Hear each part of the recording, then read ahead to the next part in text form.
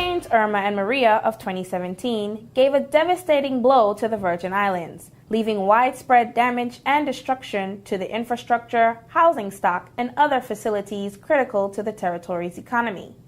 The damages that houses and other residential properties sustained valued a loss of over $522 million and left 5,200 persons displaced.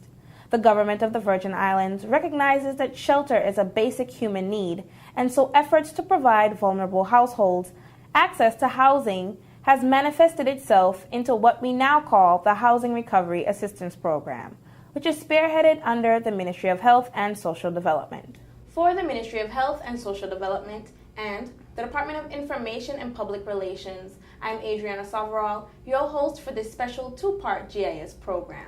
Joining me today is Ms. Alisia Browne, Assistant Secretary within the Ministry of Health and Social Development, responsible for the Housing Recovery Assistance Program. Thank you for joining me today, Ms. Browne. Thank you for having me, Adrianna. Now, we've been hearing a lot about the Housing Recovery Assistance Program and how many persons need help and what they can do and how they can apply. So today we're going to address some of these concerns. So in essence, the program falls under the overall recovery plan. And there is a housing policy and a housing plan that exists. Can you briefly describe what both of them are and their distinctions? The Virgin Island Housing Recovery Policy establishes the framework by which to structure coordination between government and other partners to successfully execute housing recovery measures in the aftermath of a disaster. And the Hurricane Irma Recovery Plan 2017-2019 outlines the initiatives or proposed interventions to be carried out to fulfill the policy objectives. So basically, we need both of them to function the unit. Yes, we do. Or for the unit to function. Yes. So we're going into, prior to the policy, there were some action taken as far as the material assistance grants and also the financial assistance grants. What were those processes like, and how many persons benefited from them? Persons who applied for her housing assistance after Hurricane Irma and Maria, they were eligible to receive a materials from off of the field, and those same persons also and others who applied, they were also eligible to receive a material grant of $2,500. The ministry received about 853 applications for housing assistance, and 156 received materials from the field, and 240 received a material grant voucher of $2,500. The Red Cross also provided a grant to about 3,531 persons benefited from the financial assistance grant to help with basic monthly household expenditures. Okay.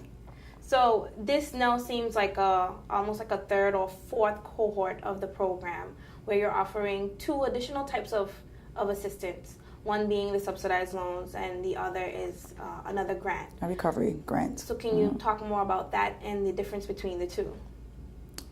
The difference between the housing recovery grant and the government subsidized loan is that the grant is monies that will be available to beneficiaries who are eligible.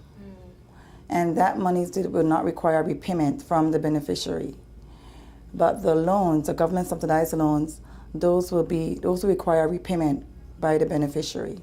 And that will be through the National Bank of the Virgin Islands, who will communicate the process when they will be receiving applications for the government subsidized loans. So if I for one think that maybe I may not be deemed vulnerable enough for a grant, but I'm willing to possibly want to apply for the subsidized loans, I should go straight to National Bank, or should I come to the ministry? Some persons have applied to the ministry for the recovery grant, and based on the eligibility criteria, they may be referred to a loan. But if you think that you may not qualify for the grant, it'll be best advised to apply for the loan.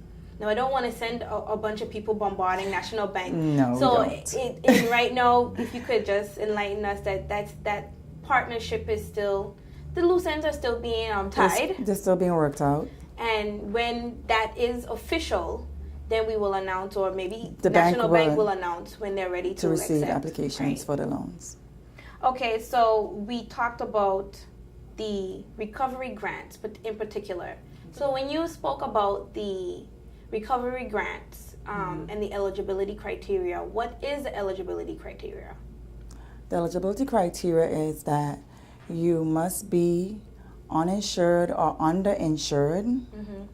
You must own the property or even have some type of legal documents, such as if you have a will, that say that it's been willed to you, or if you're the executor of the estate, that's fine.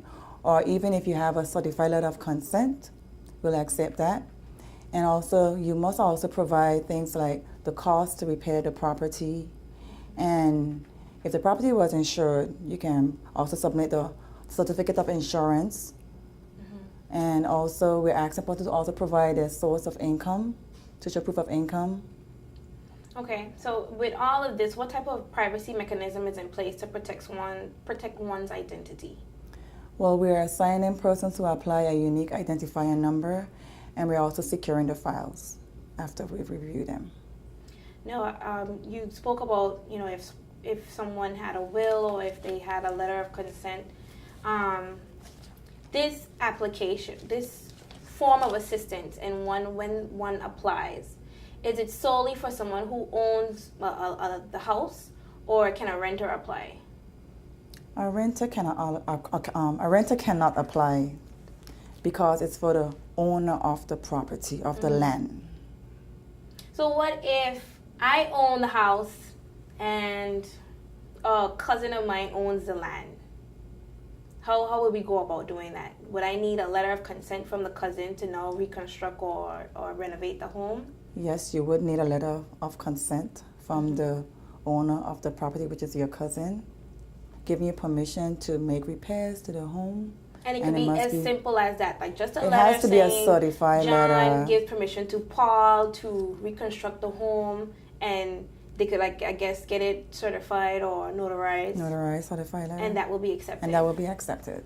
And as far as the land, a landlord, there's a separate application for landlords versus the property owners. Yes, and they have the same eligibility criteria in terms of uninsured or underinsured, must show proof of citizenship or residency status, must also provide a cost estimate or source of income, but we're asking for additional information in terms of a lease agreement or maybe 3 to 6 months receipts, rental receipts, and a trade license if they have more than 3 units.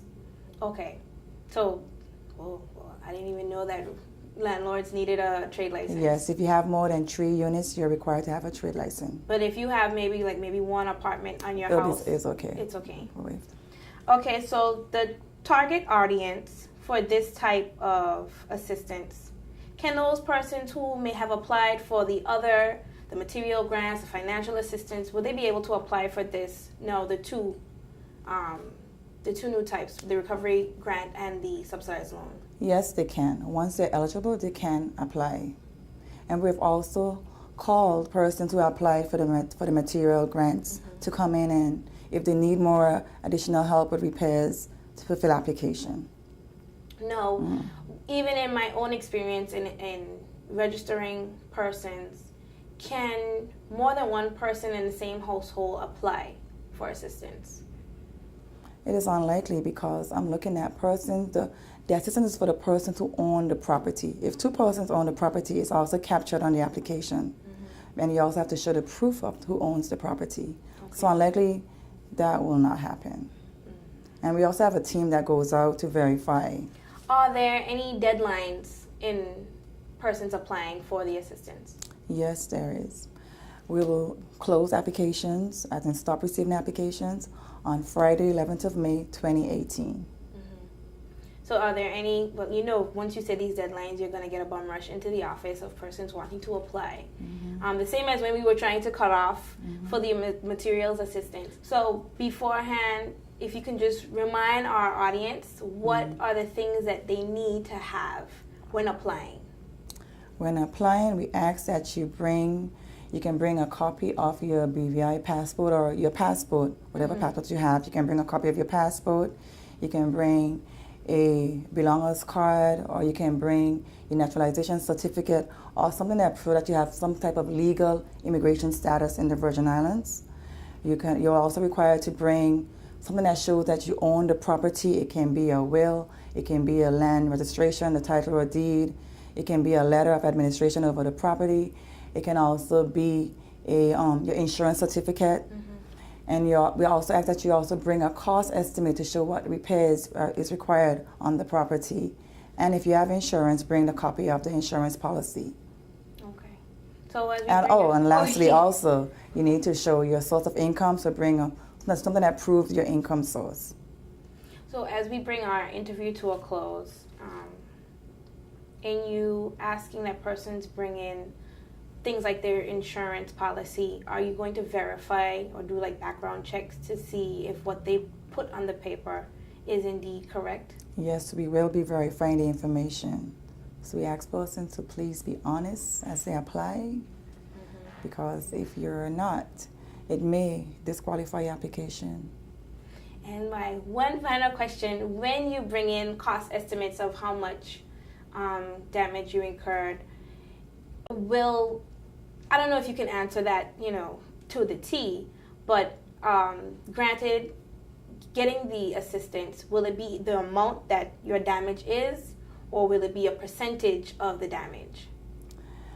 I will say it may or may not be, but our aim is to basically to repair the homes to make sure that they are safe and habitable, or they're functional. We may not be able to cover everything that you have on your BQ or your cost estimate, but we want to make sure the houses are safe and that they are watertight, that they can, that they are functional, that you can live in their house. Okay. So the amount to be awarded may vary. There are some persons who inflate their cost estimate so they can get more. I mean, that's realistic. But as you said, that you will verify and send out a team, so that will you also be doing your own type of assessments as well? Yes, we will. All right. So is there anything else that you would like the audience to know? Just that they have the documents on hand when we come out in the community, and that they answer the applications complete the application honestly and truthfully and completely. Okay. Thank you. All right. Thank you so much for joining me again, Ms. Browne. You're welcome, Adrianna. So that was my guest, Ms. Alisia Browne, Assistant Secretary within the Ministry of Health and Social Development, responsible for the Housing Recovery Assistance Program.